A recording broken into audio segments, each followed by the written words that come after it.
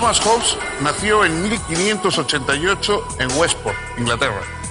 Le tocó vivir la revolución y guerra civil que proclamó la República y ejecutó a Carlos I. Esas circunstancias le hicieron pensar que lo peor que podría ocurrirle a una sociedad era caer en la anarquía, y por ello elaboró una filosofía política que impidiera correr ese riesgo. Defendió la idea de que solo un gobierno fuerte y autoritario podía garantizar el orden social. Al hacerlo, utilizó por primera vez argumentos contractualistas e inauguró la filosofía política moderna.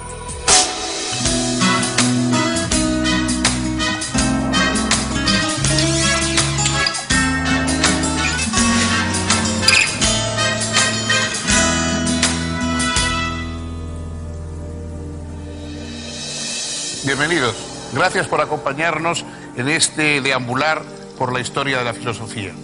Hoy vamos a tratar una gran figura del pensamiento filosófico, pero una figura especializada en un campo determinado.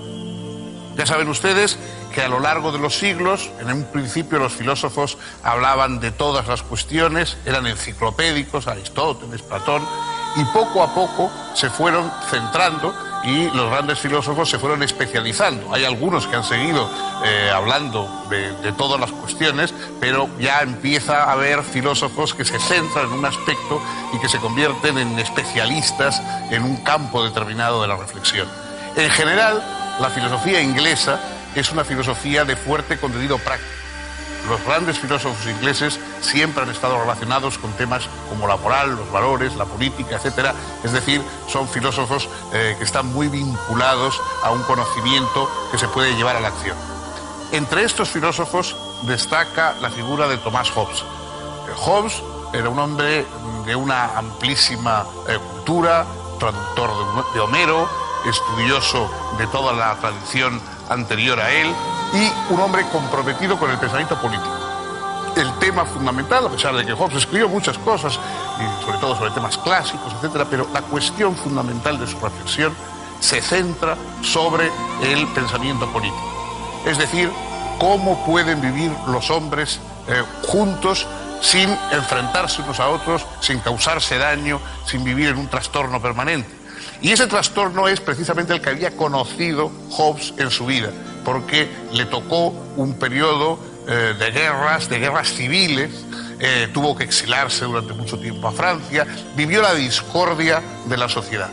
De hecho, en un momento, él, hablando de sí mismo y de su historia, dice que el mismo día nació él y el miedo. Él se consideraba un hermano del miedo de los hombres unos por otros. El hombre es como un lobo para el hombre, dijo en una ocasión, porque tenía esta visión pesimista, pero no se detenía en el pesimismo. Es decir, el hombre es como un lobo para el hombre, pero puede llegar a organizarse la sociedad de tal modo que esos lobos puedan convivir de una manera armónica. Este es el objetivo de Thomas Hobbes.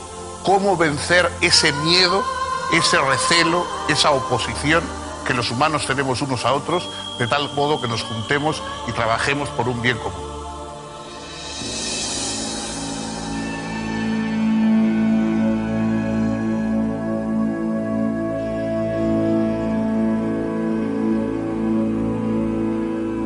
Thomas Hobbes nació en 1588 en Westport, Inglaterra, y falleció en 1679 en Devonshire, a la edad de 91 años. Era hijo de un pastor anglicano. Estudió en Oxford y luego de graduarse se empleó como preceptor al servicio de la aristocracia británica. Era, además, un buen conocedor de los clásicos y en 1628 hizo una elogiada traducción de la obra de Tucídides al inglés. También se interesó por la geometría y más tarde por la filosofía. En 1640 escribió Elementos de Ley Natural y Política, su primera obra de importancia. En esos años, previos a la Revolución Republicana de 1642, creyendo amenazada su seguridad por sus ideas políticas de corte monárquico, se refugió en Francia. En su exilio, Hobbes concibió la idea de un ambicioso sistema filosófico, En 1642, publicó en París un tratado titulado Del Ciudadano, que correspondería a la tercera parte de su sistema. La primera y segunda partes habrían de aparecer solo años más tarde, en 1655 y 1658 respectivamente, bajo los títulos Del Cuerpo y del Hombre. Hobbes fue contemporáneo y, en cierta medida, adversario de Descartes. Incluso conoció bien su obra, tuvo ocasión de tratar, digamos, al propio Descartes, y dijo que Descartes le parecía un filósofo muy interesante cuando hablaba de matemáticas, cuando hablaba de geometría, pero que no sabía de filosofía en el sentido más amplio de la extensión. Es decir, que esa idea de Descartes de que había por un lado las almas y por otro lado los cuerpos, por un lado el mundo material y por otro lado el mundo espiritual, que eso era un auténtico disparate. Para Hobbes, lo único que existen son cuerpos materiales, unos más groseros o más espesos, por decirlo de algún modo, otros más sutiles, pero todos son cuerpos. Él dice que hablar de una sustancia incorpórea, el alma era la definición más o menos clásica, hablar de una sustancia incorpórea es una contradicción como hablar de un círculo cuadrado. Para Hobbes no existen más que los cuerpos. De hecho, una de las preguntas que podemos hacernos es hasta qué punto él podía ser un creyente en una divinidad si no creía más que existían cuerpos. Es muy probable que él fuera creyente, pero creyente en una divinidad en el sentido spinozista, digamos, del término, es decir, una divinidad hecha de sustancia material, de naturaleza. No creo, desde luego, que él creyese en otro mundo y en un mundo espiritual, pero también es muy improbable que en su época él no creyese en ningún dios. Pues este mundo material es el mundo en el que se mueve Hobbes. Está hecho exclusivamente de cuerpos, y con esos cuerpos es con los que tenemos que organizar nuestro pensamiento, nuestra convivencia, sin salirnos del mundo material. No podemos buscar soluciones trascendentes al mundo de lo material. No podemos esperar un suplemento de alma que nos venga por alguna parte para resolver las perplejidades de nuestra convivencia. Con esos elementos materiales es con los que Hobbes va definiendo su pensamiento, a partir de una antropología absolutamente específica, sin ningún tipo de ilusión. No se hace ninguna ilusiones sobre los seres humanos, no los pone por encima o al margen de la animalidad, al contrario, son frecuentes sus comparaciones con otros seres del reino animal, que en principio nos enfrentamos, luchamos, tenemos necesidades, tenemos temores, queremos protección, queremos compañía, tenemos los deseos, digamos, que puede tener cualquier ser animal, desde nuestra materialidad, desde nuestra corporalidad. A partir de ahí es como tenemos que pensar la organización de nuestra sociedad, que también será un gran cuerpo material hecho de cuerpos de los ciudadanos que lo van a configurar. En 1651, Hobbes hizo publicar en Londres el que sería su libro más famoso, Leviatán, o La materia, forma y poder de un Estado eclesiástico y civil. Poco después, habiendo terminado la guerra civil, volvió a Inglaterra, estableciéndose en la mansión del duque de Devonshire. El Leviatán era el nombre de un monstruo bíblico, una especie de demoníaca serpiente marina. El nombre de tal bestia fue usado por Hobbes para designar al Estado. Según él, la autoridad del Estado es, sin duda, monstruosa, pero es lo único que nos protege de otro monstruo bíblico aún más terrible, el Behemoth, figuración de la guerra civil. Hobbes compara al Estado, por otra parte, con un hombre artificial, cuya alma es la soberanía y cuya razón está constituida por las leyes y la justicia. En esta comparación, la salud es la concordia y la enfermedad la sedición. La guerra civil no es aquí otra cosa que la muerte del cuerpo entero.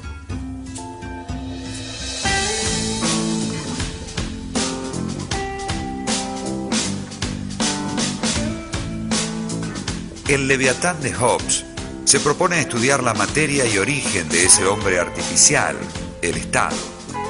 Cómo se constituye, cuál es el poder o autoridad justa de ese cuerpo y qué lo mantiene o lo aniquila.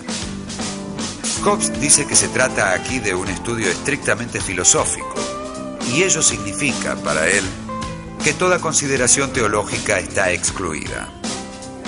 Según el punto de vista de Hobbes, la filosofía solo se ocupa de los cuerpos en movimiento, de sus causas y propiedades.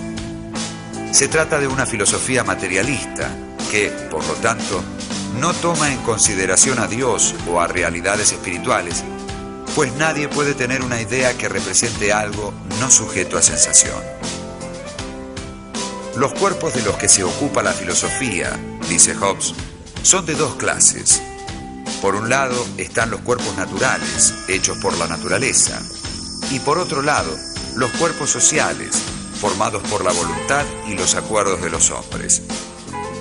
La filosofía puede, así, dividirse en natural y civil. Esta última, a su vez, puede subdividirse en ética, que se ocupa de los afectos y hábitos del hombre, y política, que se ocupa de los deberes civiles del hombre.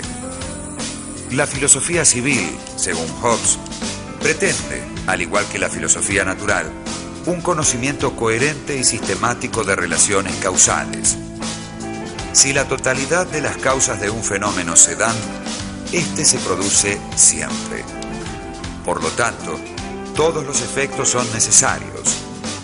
Hablar de libertad como ausencia de necesidad, tanto respecto de la naturaleza como respecto del hombre, es, para Hobbes, absurdo.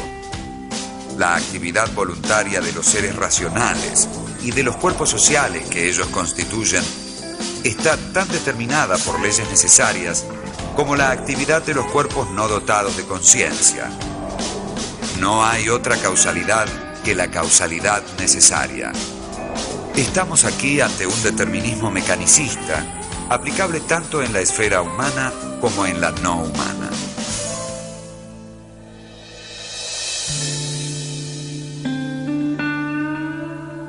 Hobbes se esfuerza por explicar las diferentes pasiones humanas como simples movimientos de los órganos sensoriales y del cerebro.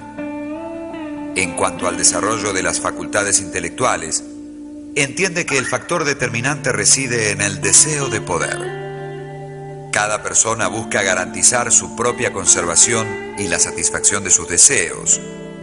Esto conduce a la competencia y desconfianza entre todos. La consecuencia que Hobbes deduce de su análisis de la naturaleza humana es que, sin un Estado que ejerza su poder sobre todos, los hombres vivirían en guerra unos con otros. En esta situación de guerra de todos contra todos, no hay ley ni justicia, y nadie puede asegurarse el fruto de su trabajo ni las condiciones de una vida confortable.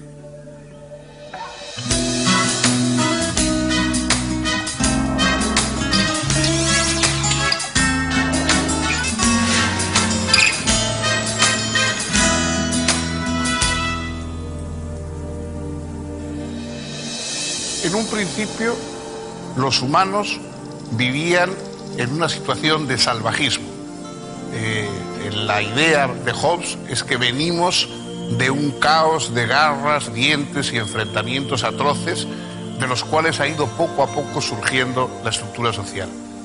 Si hubiéramos seguido con esa vida natural que algunos elogian, y de alguna forma entonces Rousseau vendrá luego a contar ese origen, esa vida natural primigenia como algo, como una especie de paraíso perdido, Hobbes no comparte en absoluto este punto de vista. Para él no tenía nada de paraíso. La vida de los hombres primitivos era solitaria, pobre, áspera, brutal y breve.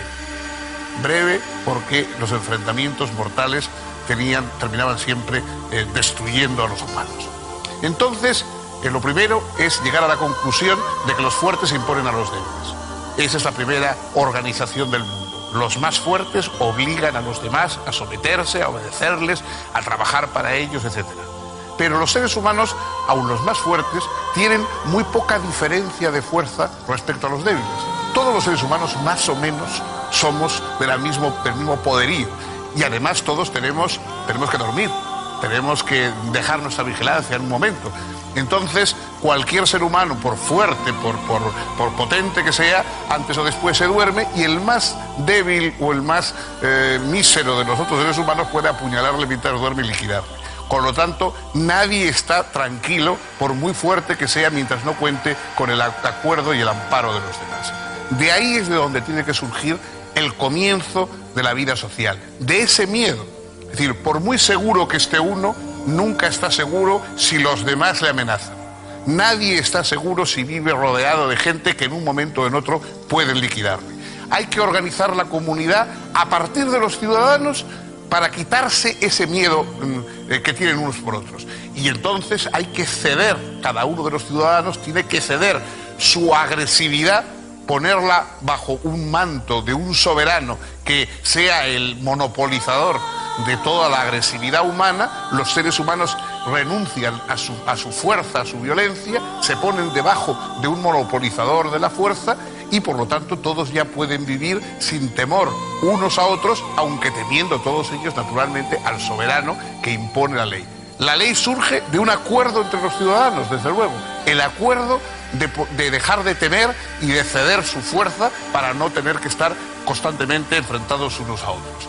Ahí, de esa reunión de cada uno de los ciudadanos, va surgiendo esa especie de gigantesco ser, de gigantesco personaje hecho de seres humanos, que es el Leviatán, ¿no? La portada de la obra famosa de Hobbes era una especie de enorme gigante compuesto de seres humanos, compuesto de minúsculos seres humanos. Y ese gigante ya no teme, porque dentro de él todas las partes están concentradas, están unidas, y solamente la cabeza coronada es la que dirige y monopoliza la violencia en el conjunto social.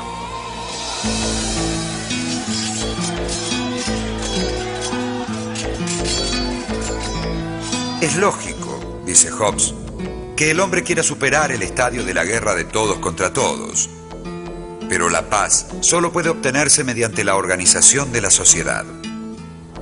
Hobbes reconoce la existencia de leyes éticas naturales, pero entiende que son solo deseables y que sin la institución de un poder que pueda garantizar su cumplimiento, carecen de efectividad. La convivencia de los hombres es posible solo mediante un artificio, que consiste en establecer un pacto por el cual todos se obligan a transferir su derecho a gobernarse a sí mismos, eligiendo un hombre o asamblea que los represente. Para Hobbes, el soberano no puede nunca quebrantar el pacto, pues éste se establece entre los súbditos, unos con otros, y no entre él y cada uno de ellos. Así, los actos del soberano no pueden ser considerados injustos por sus súbditos.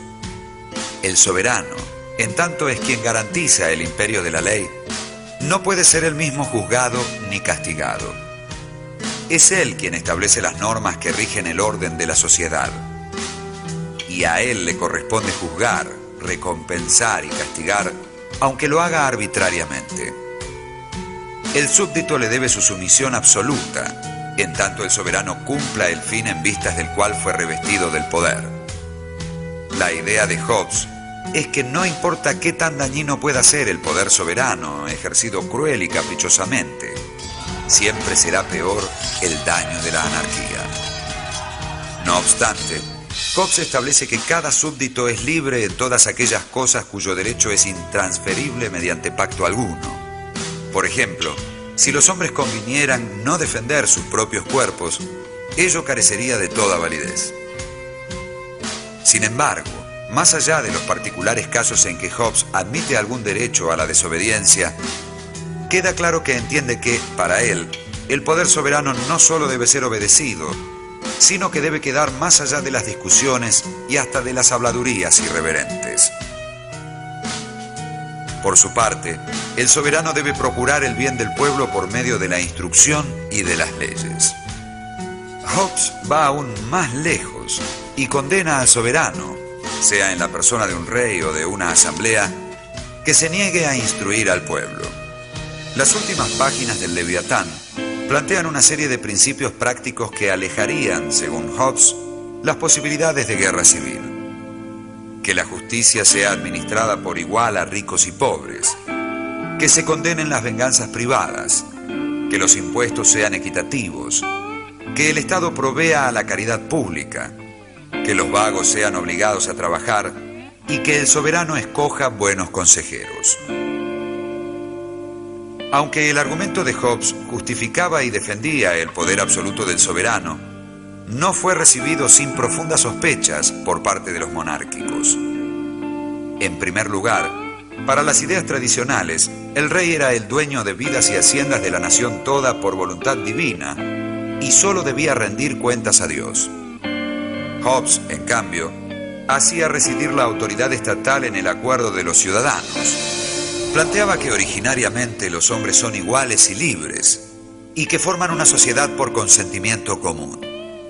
Los gobernantes son aquellos a quienes los que componen la sociedad han confiado el poder y la dirección para el bien de la comunidad y de cada uno de sus miembros. En segundo lugar, el soberano, tal como lo presentaba Hobbes, podía ser tanto un monarca como una asamblea, indistintamente, y ello resultaba sospechoso para los realistas.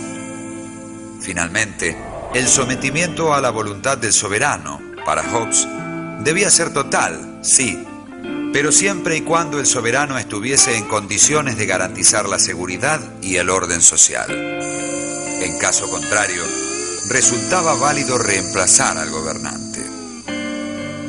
Los monárquicos no dejaron de advertir que el punto de vista de Hobbes justificaba la existencia de todo gobierno fuerte y autoritario, aunque no se tratase del rey. De hecho, luego de la Guerra Civil, el filósofo manifestó su adhesión a Cromwell. En sus últimos años, Hobbes tradujo al inglés toda la obra de Homero y se dedicó a diferentes trabajos literarios y geométricos. Aún escribió en 1668 una historia dialogada de la Guerra Civil y un estudio de sus causas, bajo el título de Behemoth o el Parlamento Largo. Carlos II no consideró oportuno que este libro se publicara, y Hobbes acató la voluntad del soberano, por lo cual la obra solo se conoció oficialmente tras el fallecimiento de su autor. Thomas Hobbes es un pensador nada idealista, nada soñador, es un pensador profundamente realista, incluso pesimista, pero de un pesimismo activo. Él quiere solucionar las cosas, no simplemente contar lo terrible y lo desastrosa que es la situación. Su influencia a lo largo de la historia ha sido extraordinaria porque ha creado las bases fundamentalmente realistas de la comunidad humana. No estamos unidos por lo buenos y lo generosos y lo cariñosos que somos, sino porque somos temibles y entonces nos va mejor renunciando a nuestra agresividad que potenciándola. Evidentemente, la figura del rey absoluto que lanzó como solución Hobbes hoy no es compartida por la mayoría de los pensadores políticos. Hobbes pensaba que un monarca absoluto era preferible a una constante guerra civil, que alguien tenía que tener autoridad. De hecho, en un momento determinado, Hobbes dice, la ley sin la espada no sirve para nada. Es decir, él era un partidario, digamos, de utilizar la fuerza incluso para imponer las leyes a aquellos que no desearan, quisieran recaer de nuevo en el antiguo mundo de todos contra todos. Hoy, por supuesto, las soluciones concretas de Hobbes no son las nuestras. Nuestras democracias, nuestras sociedades se rigen con principios muy diferentes, pero las bases que él sentó, la descripción que hizo del Leviatán, es decir, de esa corporación en que los hombres se ponen de acuerdo en ceder en sus desacuerdos, el ceder en sus desacuerdos en la faceta violenta, naturalmente, puede llevarse, digamos, a cabo discusiones o polémicas, pero renunciando a la violencia, esa base desencantada, material, de alguna forma nada poética, pero práctica de la descripción de Hobbes, eso sí sigue estando vigente. Él ha influido de una manera extraordinaria en todos los pensadores políticos posteriores. Si sus soluciones no nos convencen, no hay pensador político, no hay nadie que haya reflexionado sobre la filosofía política y que no eche antes o después mano de los planteamientos de Hobbes. Está ahí como una especie de telón de fondo del pensamiento político occidental. Y antes o después, quien está reflexionando sobre las sociedades se acuerda de ese dictamen terrible, pero también estimulante de Hobbes, de que los hombres son lobos para los hombres si viven en una falta de ataduras sociales, y que hace falta, para convertirse en compañeros, en socios de los demás, hace falta crear una estructura lo suficientemente sólida, lo suficientemente desencantada como para que podamos vivir dentro sin hacernos daño.